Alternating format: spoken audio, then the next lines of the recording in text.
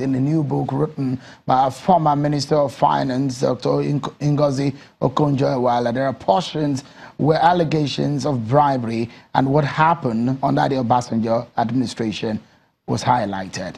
Let's get the conversation started, everyone. Joining us from our Abuja studio is the spokesperson of the House of Representatives, Honorable Abdulrazak Namdas. Thank you so much, Honorable Namdas, for joining us on the program tonight. Before we move into the issues of tonight, especially as regarding the allegations of bribery and corruption in the process of budgeting in Nigeria, let me quickly ask you, Nigeria is celebrating 19 years of return to democracy and 3 years of this present administration. Few weeks after it was inaugurated in May, the National Assembly was inaugurated also, but 3 years down the line. You are a member of the APC. Are you happy with so far what your party has done? Thank you so much for this opportunity. Shewan, I will tell you that our party has done seriously well. I come from northeast zone of Nigeria. I'm from Adamawa State. I can tell you that Adamawa State was one of those states that was under state of emergency. We couldn't sleep. We sleep with our eyes closed. However, with the coming of this administration, numerous effort have been done to curtail insurgents in our area. I can tell you that the issue has gone down seriously, and now at least we can move freely. Although there are some few cases that comes up, but I can tell you in the area of security, we have done so much well. And don't forget that when he took over the present administration, we went into the session, but because of the combined efforts of the legislature and also the executive, we've been able to work assiduously to ensure that we get out of the session. This is an achievement in this area. You are quite aware that this government fights corruption. A lot of people have returned so much money, and the fighting of corruption is going on. And then at the international level, our image has really come forward, and we have moved forward and are seen as a respected members of the international community. This is due to the fact that we have good leadership in place. So I must tell you that it's really commendable. I may not have time to tell you all because time will not permit us, but I can assure you the mere fact that you have a leader that can give you confidence, and the international community would have confidence in such a leader, it shows that a lot of things will go right. I can tell you with the matter of time, things will be put right by the grace of God. Let me move from that to the issues of your party, the ruling APC. Today, on the floor of the House of Representatives, the lower chamber, we saw a defection from your party APC in Kaduna State to the PDP. There have been issues of an echoing of the implosion in the APC. Do you see that happening? These are one of the few cases you are seeing on the floor of the House, and but I can tell you we have received so many people that defected from the PDP to APC. A lot of them have defected from PDP to APC. So much. I can tell you that this is one of the few cases, and this is democracy, and we will allow it to flourish. And if somebody feels that he is not comfortable because politics is local, and he has advanced his reasons for doing so, because you have to go back to your constituency and campaign and get elected.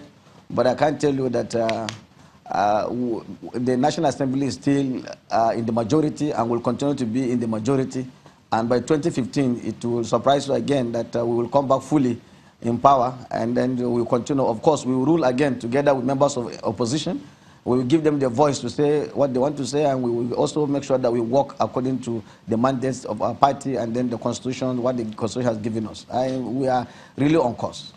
The tendencies that we're seeing today in the APC are some of so familiar stories that we've seen in Nigeria's politics, because a lot of people will say this was the same signals in the last days of the PDP when they were in power before 2015. And this was the kind of confidence that some PDP members at the time showed.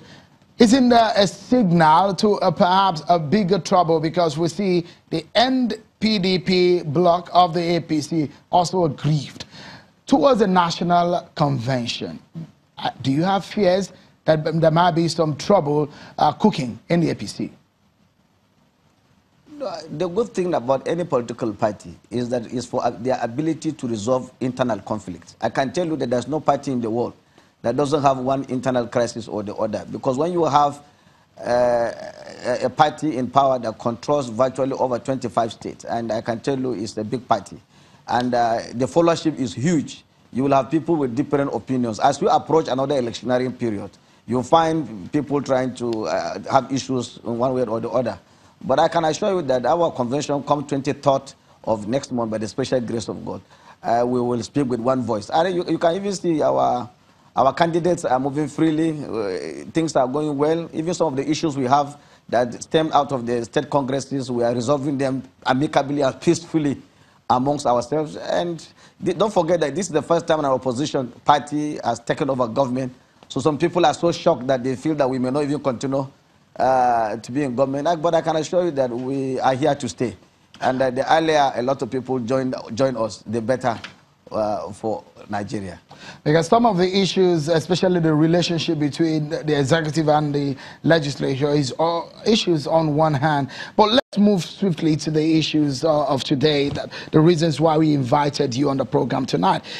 Bribery allegation coming from someone like Professor Jega, Professor of Political Science and a former chairman of INEC.